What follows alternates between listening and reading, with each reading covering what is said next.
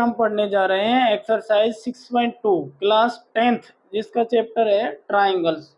यानी ट्राइंगल जो चैप्टर है अपना उसका हम 6.2 जो एक्सरसाइज है उसका क्वेश्चन नंबर 10 और 9 यानी 9 और 10 क्वेश्चन हम यहाँ पर पढ़ने जा रहे हैं।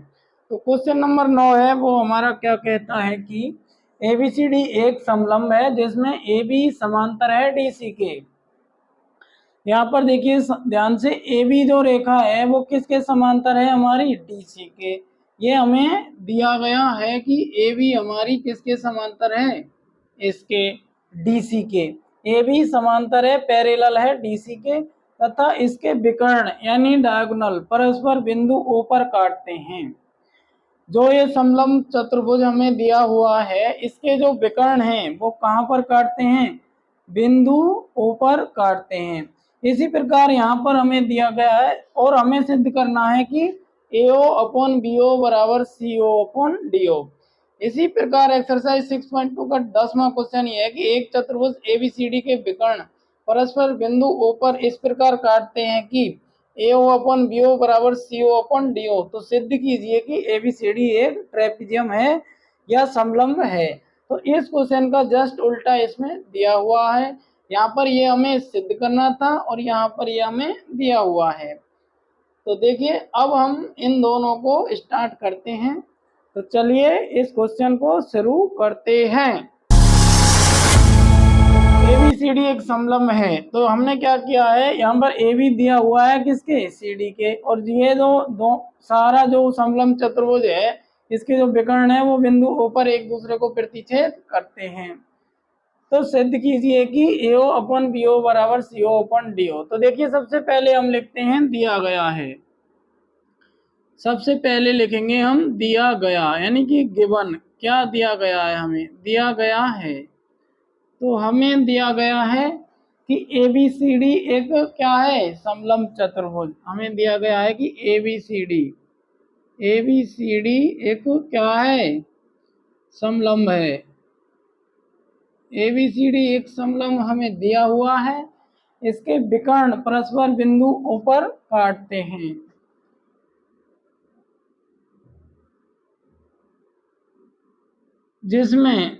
जिसमें क्या है कि हमारी AB समांतर है किसके, DC के। ये भी हमें दिया हुआ है।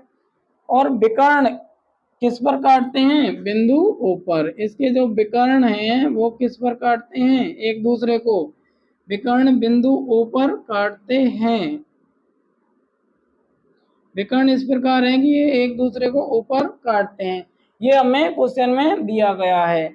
अब हमें ये दिया गया है, हमें सिद्ध करना है। हमें क्या सिद्ध करना है, देखिए सिद्ध करना है, ध्यान से देखिए।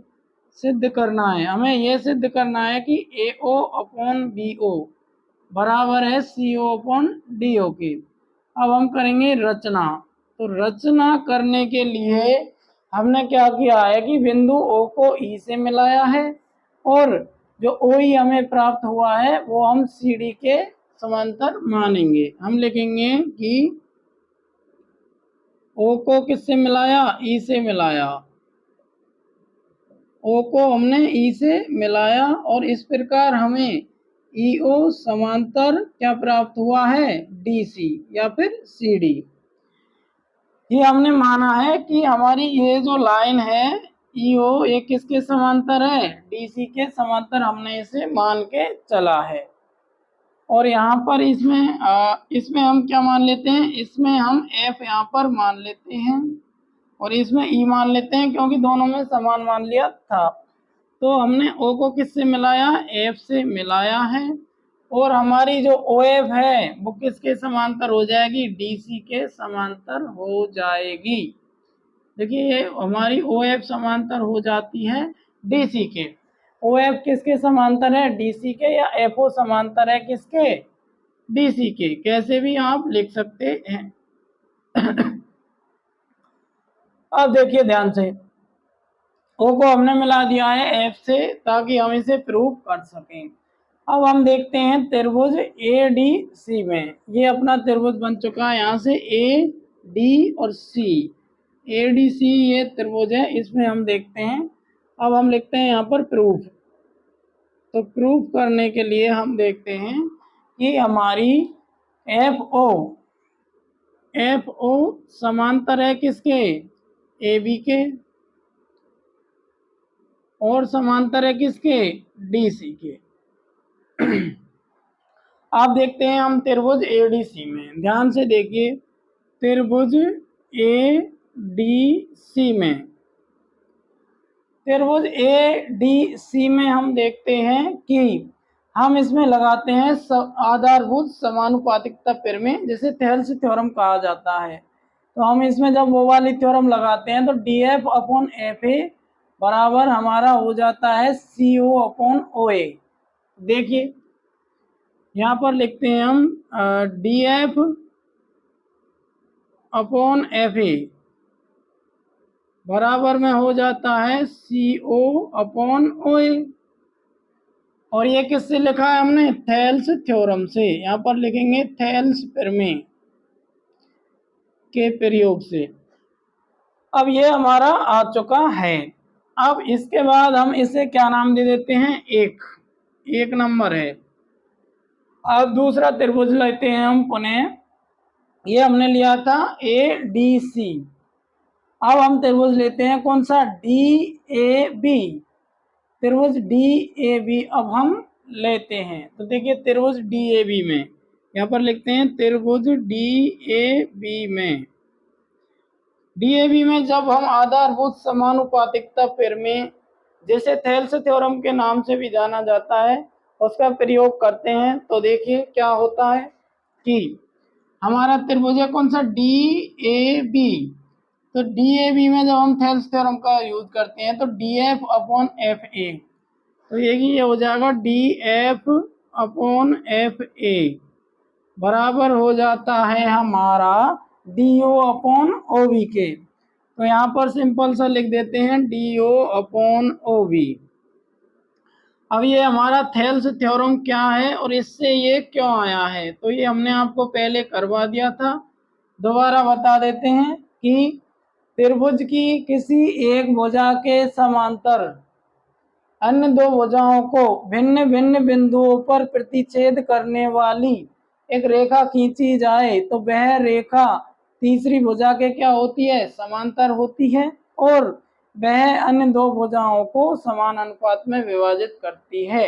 ये हमने आपको थेल्स प्रमेय और थेल्स प्रमेय का विलोम दोनों बता दिए हैं, लेकिन यहाँ पर हम थेल्स प्रमेय का विलोम नहीं बल्कि थेल्स प्रमेय यूज कर रहे हैं, जो होती है कि त्रिभुज की किसी एक भुजा के समांतर उसकी दो भुजाओं को n यानी भिन्न भिन्न बिंदुओं पर प्रतिच्छेद करने वाली कोई रेखा खींची जाती है, तो वह रेखा उन दोनों भुजाओं को समान अनुपात में विभाजित करती है।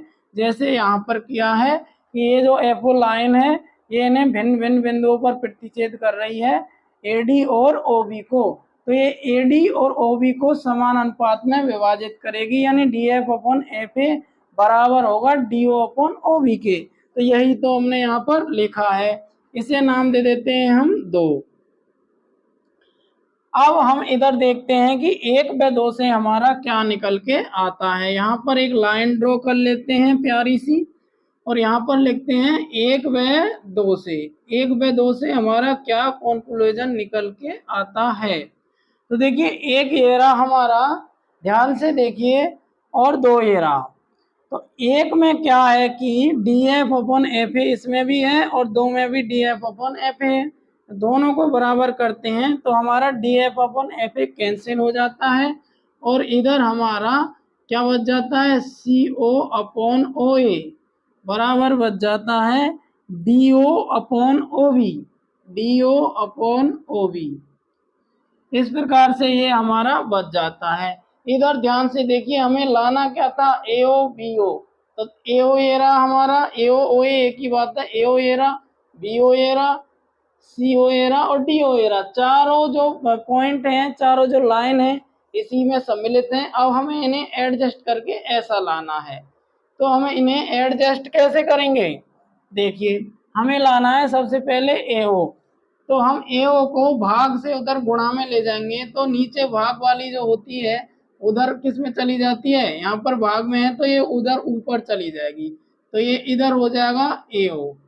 और ये जो AB है इसे हम कहाँ लाएंगे, ये AB है और इसे हम इधर लाएंगे तो ये क्या हो जाएगा, ये हमारा इधर भाग से, पहले हम इनको आपको मल्टीप्लाई करके बता देते हैं जब आपकी अच्छी तरह समझ में आएगा। देखिए एक लाइन और बढ़ेगी, कोई दिक्कत नहीं है। देखिए यहाँ पर हम इन दोनों को क्रॉस मल्टीप्लिकेशन करते हैं तो ये आता है CO इंटू OB बराबर है OA इंटू DO। अब देखिए ध्यान से, अब आपको देखना है ध्यान से कि CO और क्या आ जाएगा इधर, ये CO है और CO में हमारा क्या आना चाहिए नीचे, DO। तो यहाँ से अपन का CO इधर रह जाएगा और DO को जब इधर लाएंगे तो DO हमारा भाग में आ जाएगा। देखिए अब हमारा इधर क्या बचा है, OA बचा है जिसको हम क्या लिख सकते हैं, AO लिख सकते हैं। तो हमारा हो जाएगा AO अपॉन इधर से O भी जाएगा तो ये हमारा क्या हो जाएगा, ये हमारा हो जाएगा AB अपॉन क्या है, BO है यहाँ पर BO। तो ये हो जाएगा हमारा इधर OB। और यही हमें क्या करना था, सिद्ध करना था। देखिए AO upon BO, AO upon BO या O भी एक ही बात है, CO अपॉन DO। हालांकि हम अभी अरेंजमेंट कर लेंगे तो इसको हम क्या कर देंगे, इधर लिख देंगे, कोई दिक्कत नहीं है, इधर लिखो या उधर लिखो। यहाँ हो जाएगा AO अपॉन BO बराबर CO अपॉन DO। ये हमारा सिद्ध हो चुका है, ये हमारा क्या हो गया है, सिद्ध हो गया है। और जब हमारा AO अपॉन यानी कि AO अपॉन क्या है, BO, AO अपॉन BO बराबर किसके है, CO अपॉन DO के, तो यहाँ पर हम कह सकते हैं कि हमारा ये सिद्ध हो चुका है। यहाँ पर लिखेंगे हम HP इति सिद्धम, ये सिद्ध हो चुका है। इसमें आप ध्यान से अब देख लीजिए, कोई दिक्कत हो तो हमें बताइए। एक बार इसे दोबारा से पढ़ लेते हैं। देखिए यहाँ पर हमें एक समलंब चतुर्भुज दिया हुआ है जिसमें हमें सिद्ध करना है कि AO अपॉन BO बराबर CO अपॉन DO। ध्यान से देखिए तब समझ में आएगा। ये एक चतुर्भुज हमने बना लिया है और इसमें हमने O से F को इस प्रकार मिलाया है कि OF किसके समांतर हो, DC के। इसके बाद हमने O को F से मिलाया और ये तीनों क्या हो गई, समांतर हो गई, क्योंकि A भी समांतर DC तो हमें दे ही रखा है, दोनों समांतर है और ये हमने इसके समांतर मान ली है, तो ये इसके समांतर मानी है और इसके भी समांतर मानी है। तो इस प्रकार से हमने इसमें थेल्स थ्योरम का प्रयोग करके ये दोनों याद किए हैं, एक और दो से हमारा ये यहाँ पर आ गया है। इसको हमने क्रॉस मल्टीप्लिकेशन करके इधर लिख लिया है। इससे कंफ्यूज नहीं होना है कि यहाँ तो हमने ए बी लिखा था और यहाँ BO लिख दिया। अब देखिए OB या BO एक ही बात होता है, OB इसका OB नाम ले लो या BO नाम ले लो, बात तो एक ही है। यहाँ पर यदि 4 सेंटीमीटर होता तो OB BO एक ही होता। तो इस प्रकार से ये सिद्ध हो चुका है, इसे ध्यान से देख लीजिए। अब देखिए दूसरा जो 10वां क्वेश्चन है उसे ध्यान से देखिए। एक चतुर्भुज ABCD के विकर्ण परस्पर बिंदु ऊपर इस प्रकार काटते हैं कि AO अपॉन BO बराबर CO अपॉन DO। तो यहाँ पर लिखेंगे हम दिया गया है, हम लिखेंगे सबसे पहले कि दिया गया है। तो क्या दिया गया है, दिया गया है, हमें दिया गया है कि ABCD एक क्या है, चतुर्भुज है। ABCD एक क्या है, चतुर्भुज है जिसके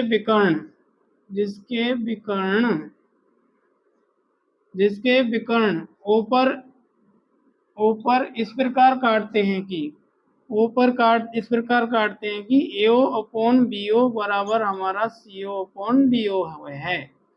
अब देखिए हमें सिद्ध क्या करना है, हमें सिद्ध ये करना है कि ABCD एक क्या है, हमें सिद्ध करना है कि ABCD एक समलंब है, ये हमें सिद्ध करके दिखाना है। अब हमें रचना क्या करी, तो हमने रचना की है कि हमने O को किससे मिलाया, E से, O को E से मिलाया है, O को E से मिलाया है जिसमें हमने माना है कि हमारा जो EO है वो समांतर है किसके, यहाँ पर लिखेंगे ABCD। तो ये हमारा ए बी के समांतर है, ये हमने माना है। अब देखिए प्रूफ हम इसमें क्या करते हैं।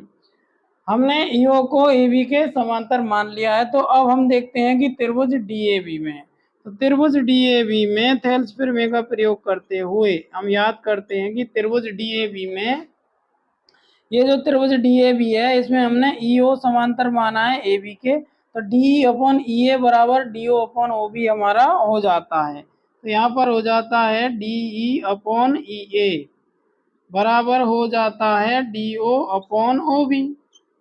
ये समीकरण, इसको एक नाम दे देते हैं, थेल्स प्रमेय से ये हमारा हुआ है। अब हमें ये दिया गया है, इसे हम यहाँ पर लिख देते हैं कि ए ओ अपॉन बी ओ बराबर हमारा है सी ओ अपॉन डी ओ। और हमें याद करना है क्या, हमें याद करना है कि ए ओ अपॉन बी, हमें याद करना है कि ए बी सी डी क्या है, एक समलंब है। अब ये एक नंबर याद हुआ है, जैसे इसमें ये एक और दो दोनों थे, इसमें एक एक चीज बराबर थी, इसी प्रकार हमें एक में और दो में ऐसी चीज बराबर करनी है जो क्या हो, कट जाए। तो देखिए D O upon O B, और इसमें भी D O upon O B है, ये हमें एक साइड लाने हैं, तो इन्हें हम क्रॉस मल्टीप्लीकेशन कर देंगे यहाँ पर। तो इस ये हो जाएगा ए ओ इंटू डी ओ बराबर हो जाएगा बी ओ इंटू सी ओ।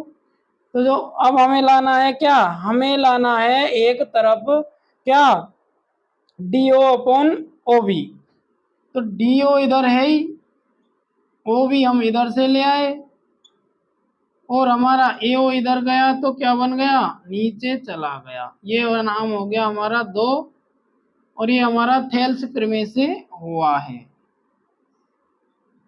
अब देखिए D O upon O B, और इधर भी D O upon O B है, तो दोनों कैंसिल हो जाएंगे, तो हम लिखेंगे एक व दो से, एक व दो से, एक व दो से हमारा निकल के आता है डी ई, हमारा निकल के आता है D E upon E A बराबर, बराबर क्या हो जाता है सी ओ अपॉन ए ओ। अब ध्यान से देखिए कि D E upon E A बराबर है किसके, सी ओ अपॉन ओ ए के, या फिर ए ओ के, बात एक ही है।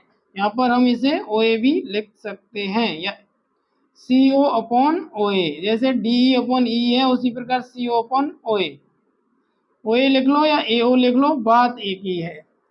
अब देखिए ये दोनों भुजाओं के अनुपात बराबर आ रहे हैं, और हमने पढ़ा है कि जब एक रेखा यानी ईओ जो रेखा है, ईओ वो त्रिभुज की एक जो रेखा है, वो त्रिभुज की दो भुजाओं को समान अनुपात में बांटती है, विभाजित करती है, या समान अनुपात उनका निकल के आता है, तो जो वह रेखा होती है वो तीसरी रेखा के समांतर होती है।